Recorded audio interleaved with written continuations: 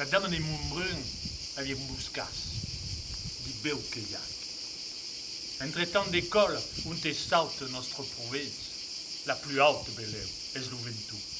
Veses, dei la Mundau, les montagnoles d'Ufinenc et Gardunenc et contadines, talo que der dei Perunenc. Les laures, l'Uventu, esprai, comme dirait une muraille, s'edreis fièrement, talla de capapé. Une bosse de main, ligne dure, era la matriculature du bar formidable. Et portave respect. Frédéric Mistral. La dame de Montbrun avait 20 ans. Elle était belle comme le jour. Et à 20 ans, elle est tombée amoureuse d'un jeune chevalier qui était lui aussi beau, beau comme un matin de printemps. Ils se sont tombés amoureux, ils se sont mariés. Mais le chevalier, lui, un jour, il a revêtu une tunique blanche avec une croix rouge. Et il est parti. De la Utricusta de la Mare, vers Desliora, le tombeau du Christ, notre Seigneur.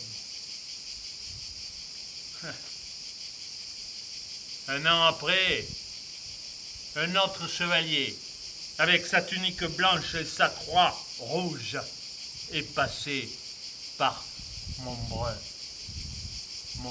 les Bains.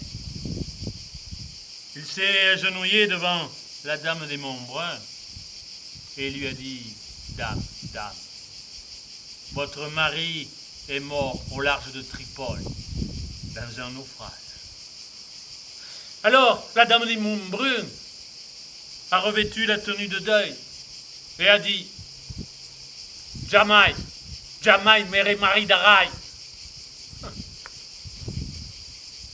Le temps a passé.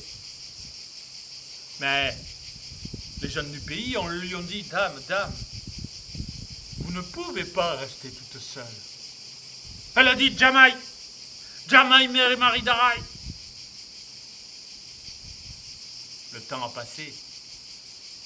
Les seigneurs de la région ont dit « Dame, dame, vous ne pouvez pas rester toute seule. »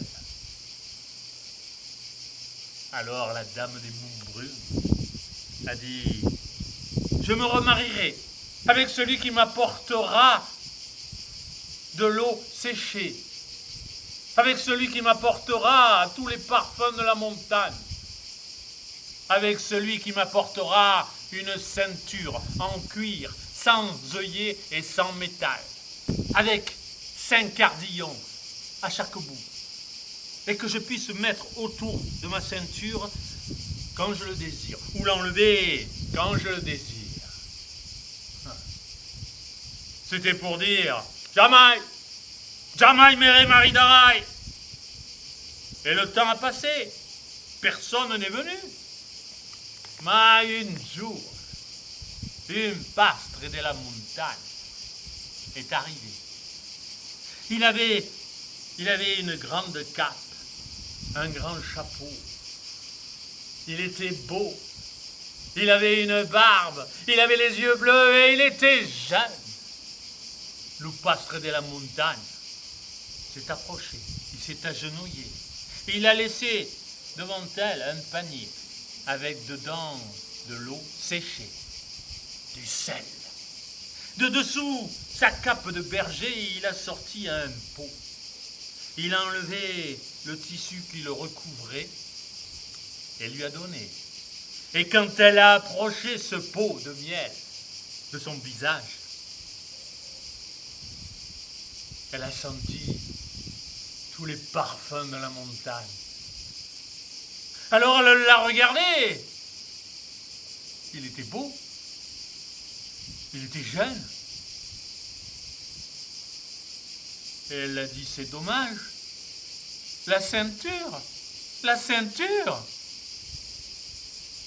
Alors, le pastre de la montagne s'est levé, a écarté ses bras et lui a dit, dame, dame, quand vous le voudrez, je vous prendrai dans mes bras Et comme vous le désirerez, j'ouvrirai mes bras.